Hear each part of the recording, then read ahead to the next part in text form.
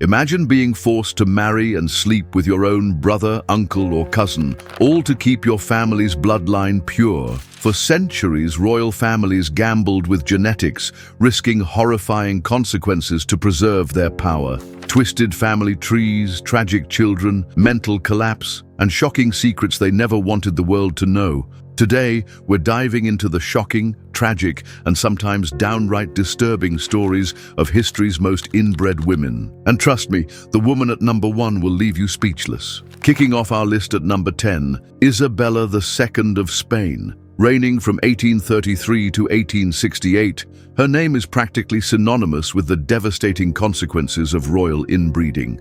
Born in 1830, even her birth as a girl was seen as a relief after her father's desperate quest for a male heir. But whispers about her delicate health and that of her sister began early. Why? Her very origin was tangled. She was born of a union between uncle and niece. To make the family tree even knottier, her grandparents also doubled as her great-grandparents on the other side. Thrust into marriage at just 16 to her double-second cousin, Isabella endured 11 pregnancies, with only 5 children surviving infancy. And here's the scandalous twist. Historians widely believe none of those children were actually fathered by her husband, hinting at a deeply complex, likely unhappy marriage, possibly influenced by his suspected homosexuality. Her reign ultimately ended in failure with her loss of the throne, a tragic legacy deeply intertwined with her genetic inheritance. Coming in at number 9, Louise of Austria. Sharing a similar burden of intense inbreeding, Louise was the offspring of double first cousins. Yes, her parents were indeed married. As the eldest of 12 children in a family defined by cousin marriages, tragedy was commonplace. Only 7 survived to adulthood. The sheer extent of their inbreeding is staggering. Louise, as the daughter of double second cousins, had only 4 unique great-grandparents. Compare that to the 8 most of us have. At 18, she was thrust into a political marriage with her father's sworn enemy, Napoleon Bonaparte, a desperate bid for peace and the hope of a male heir. Imagine the weight on those young shoulders. At number 8, we step into modern times. Lorraine Whittaker, proof that the shadow of extreme inbreeding stretches far beyond ancient thrones. The Whittaker family, explored in a famous and unsettling video documentary, became infamous for generations of isolation and intermarriage. Lorraine stands as a stark product of this, widely recognized as one of the most inbred individuals documented in recent decades. She's also the mother of Tiny Whittaker, himself often cited as potentially the most inbred person alive today, a chilling illustration of how these cycles persist. Number 7, Maria I of Portugal, the pious, or perhaps more aptly, the troubled. Born in 1734, she was infamous for 2 things: profound mental instability and her incredibly inbred lineage. Her parents, King Joseph I of Portugal and Maria Anna Victoria of Spain, continued a centuries-old tradition of intermarriage between the Iberian royal houses. They were the 16th such couple. But Maria sealed her own genetic fate. Facing pressure as the heir and desperate to preserve the Braganza name, she made a staggering decision at 25.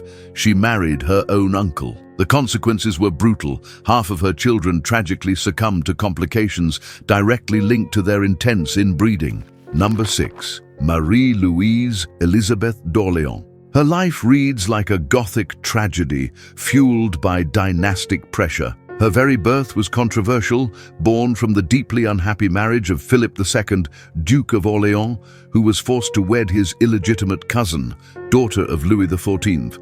Marie-Louise, the eldest surviving child from this cousin union, had no escape. She was again forced into marriage, this time with her cousin, Prince Charles of Berry.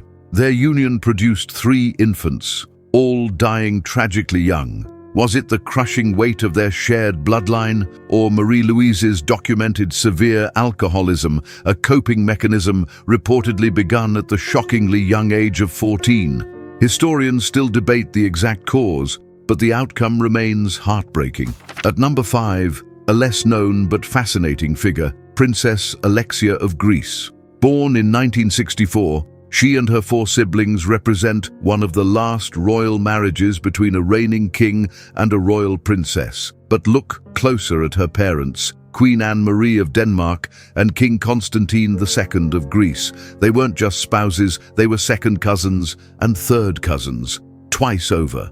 Digging deeper, both carried their own heavy burdens of inbreeding. Constantine had great-grandparents who were siblings and a grandmother who was the sister of his great-grandfather. Anne-Marie's lineage was similarly knotted. While their love seemed genuine, their union as such close cousins inevitably resulted in partially inbred children, echoing the situation seen with Queen Elizabeth II and Prince Philip. Prepare for number 4, Maria Antonia of Austria, the Habsburg no one talks about. While her uncle, Charles II of Spain, gets infamous fame as the most inbred Habsburg, Maria Antonia actually surpassed him. Her family tree isn't a tree, it's more like a dense, tangled bush.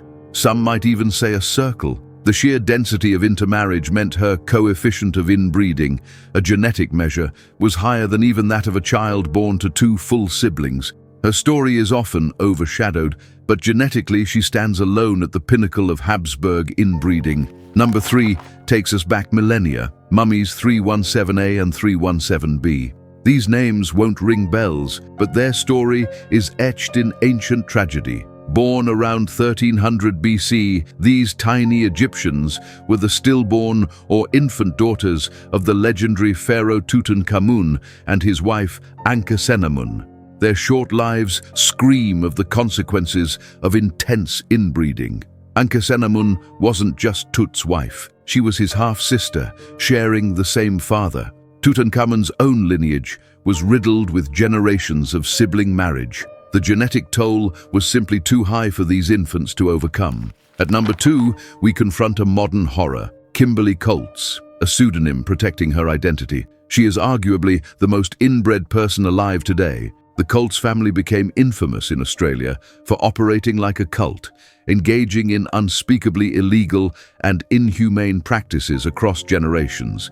This led to widespread police raids and incarcerations in the 2010s. Kimberly Colts stands as a devastating living testament to the catastrophic consequences of extreme multi-generational inbreeding outside any royal context. And finally, claiming the tragic top spot, Cleopatra VII Philopator. Forget the Hollywood glamour. Cleopatra's true story is one of relentless, calculated inbreeding. While Egyptian in name, her bloodline was fiercely Greek-Macedonian. For centuries, the Ptolemies married brother to sister, uncle to niece, relentlessly to preserve power and pure blood. Cleopatra's parents were siblings. Her grandparents were siblings. Her own siblings married each other before she took sole control. Her very name came from a rare Syrian princess ancestor, one of the few outsiders ever allowed in. Cleopatra VII wasn't just a product of inbreeding, she was its ultimate, powerful, yet biologically burdened culmination. From glittering thrones to isolated compounds, the pursuit of power, purity, or simply survival through isolation has woven these tragic, complex tales. If today's journey into the profound impact of extreme inbreeding captivated you, shocked you, or made you think, please show your support. Smash that like button, drop your thoughts or questions in the comments below. What shocked you most? And crucially, subscribe to our channel.